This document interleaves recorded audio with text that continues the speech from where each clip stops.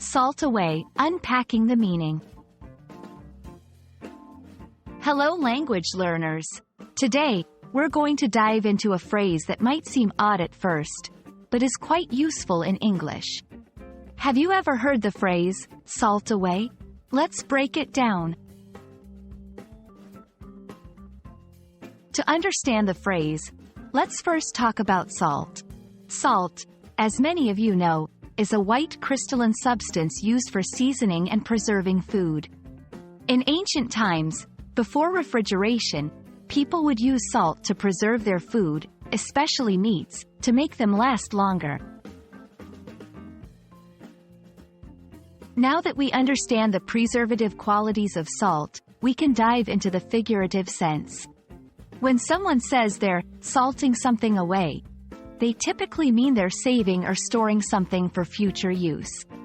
It can be money, items, or even information. The idea is that just as salt preserves food for later, we might salt away our savings for the future. Examples: 1. I don't spend all my salary. I always salt away a portion of it for emergencies.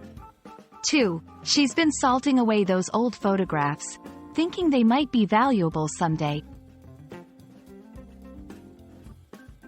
Here's a quick guide on how you can use salt away when talking. 1. As a verb, I need to salt away some money for our vacation next summer. 2. In a question, have you been salting any of your earnings away for a rainy day?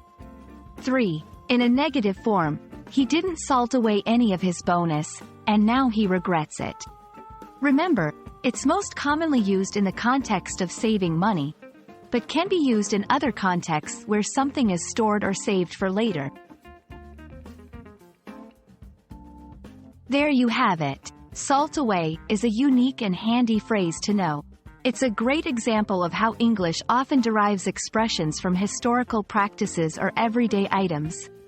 We hope this deep dive helps you understand and use the phrase confidently.